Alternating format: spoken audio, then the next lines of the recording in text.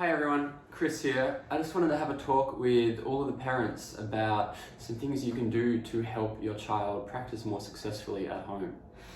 You know, in the primary years, it really is the parent who is the driver of success on the instrument.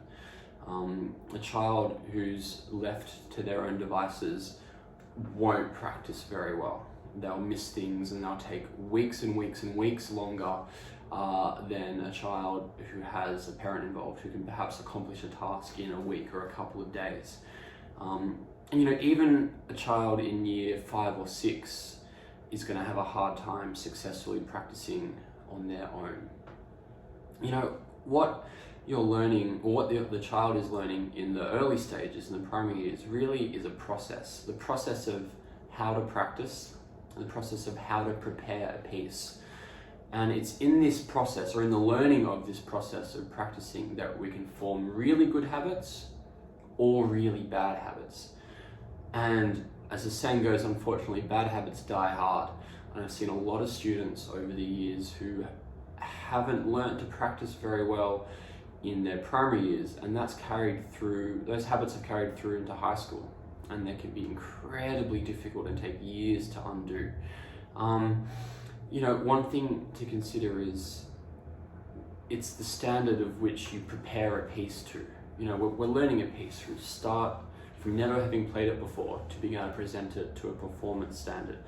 And that standard of refinement, or that standard of achievement for every level of piece, once kids get into a habit of preparing to a certain standard, that tends to be the standard they keep preparing to throughout their journey. And it can be quite challenging actually to go past that. What I mean is, you know, if a child is learning a piece, you know, to say 60% refinement, whatever that might look like, and that's the habit they get in, that's the level of detail they're used to focusing on in the earlier stages, that's going to carry through into the later stages. So really, the primary years are about setting up good habits in practice. You know, we describe the parent as the teacher at home, and you know, in an ideal situation, that really is your role. You know, to as much as you can, guide your child and hold their hand through their practice. You know, that means there's a big onus on the parent to keep up, and to keep up in their understanding. And that can be a bit daunting sometimes, especially if you feel like you don't have a musical background or you've never played an instrument. And I've heard so many parents say, "Oh, Chris, I don't have a musical bone in my body," you know. And I think parents often feel overwhelmed or find it hard to work out how they can help, especially when the child seems like they're so much further ahead than you are. It's not always the case.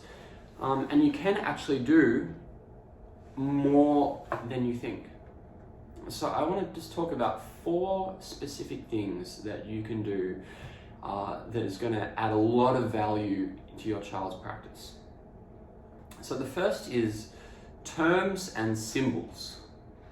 Now, I've done a quick survey through the Sussman House Book 1 and Book 2, and I've made a glossary for you. There's a link below in the description.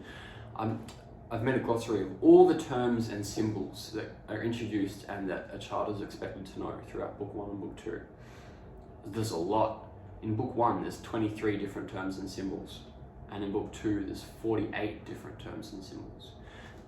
I'm not even talking about how to read the notes, how to understand the rhythms. I just mean signs, words, things like that on the page, indications to the student or the performer, what they're meant to do. There's a lot. And often young children will forget things. And what can happen is you'll spend a week practicing the wrong thing, or not doing the right thing in your practice because of one little simple misunderstanding. So the first thing as a parent you can do is really try to keep on top of what everything means. You know, what's a staccato? What does a repeat sign look like? What's a sharp? What's an accidental? You know, things like this. Because often your teacher will write notes for you, and it'll be assumed that you know something because it's been introduced, but your child might not remember. So try to keep up with those. The good thing is, actually, once a term is used or a symbol is used, it's repeated. all the time. So you'll see the same stuff coming up all the time. If you find something that you're not sure about or your child's not sure about, check the glossary, keep that handy, and that's everything that you'll need from book 1 and book 2. So that's the first thing. The second thing is the physical setup on the instrument. I mean, how do you sit? What does your bow hold look like? Where does your left hand go? All of those things on the violin and on the cello. Now, it takes something like bow hold. It's a very, very complex thing that you develop over a long period of time. But usually your teacher will give you a pretty clear idea if your bow hold should look like this or look like whatever it should look like. And there'll be things to look out for. You know, for example, on the cello, a lot of teachers say second finger on the metal bit here. You know, so that's something you can watch out for generally when your child is practicing. Does my bow hold, or does their bow hold, sorry, look like what it should look like? Or is it doing something funny? That's a really, really easy way to add value, because how you improve a bow hold really is by constantly checking it. And a young person's not going to do that very well on their own when they're focused on what's on the score, what's on the page, what's it meant to sound like. So even just as a parent sitting there watching, just being a constant reminder, hey, check your bow hold, and they're playing, hey, just be careful of your bow hold.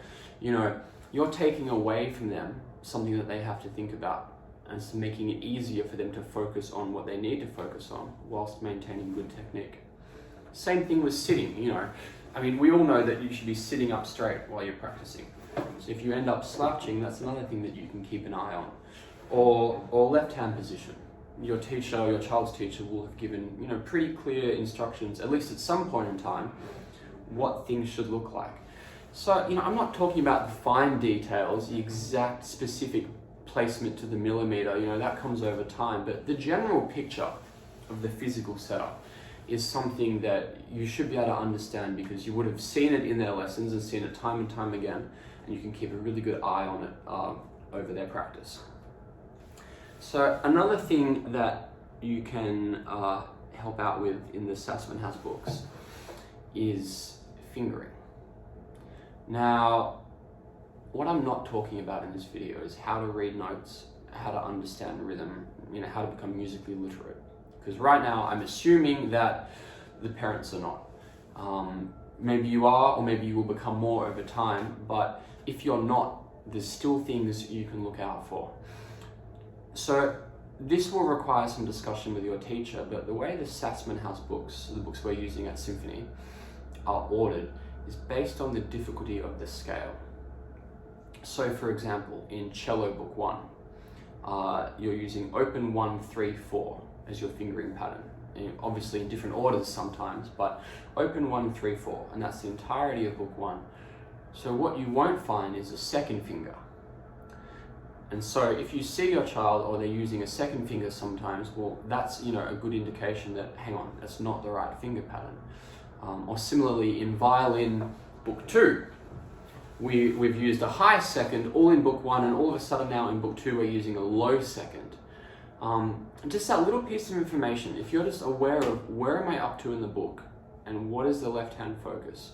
You don't need to know note names, you don't need to be able to read music yet. Just have that little piece of information. What is the finger pattern? And you can keep an eye out for things. You know, oh, that's a high second, you should be using low second, that kind of stuff. And then the last one is practicing versus playing your instrument. So playing your instrument is pretty self-explanatory. Anytime you're playing, you can be practicing and playing. Anytime you're making sound on your instrument, you are playing. But just because you're playing doesn't necessarily mean you're practicing. So I like to think of practicing as specifically problem-solving things. And usually in your teacher's notes, they will give you specific tasks to work on. For example, if we're talking about Ode to Joy, something almost all of you have played by now, your teacher might say, watch out for the quavers in the third line. They're not always together with the bow. That's this part.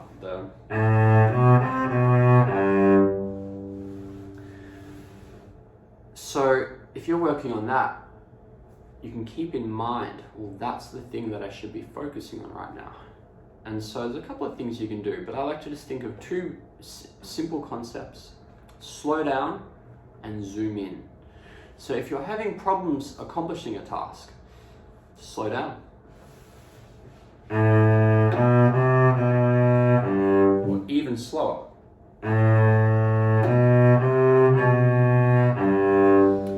By slowing it down, you'll help both yourself and your child to be able to perceive what the problem is and correct it.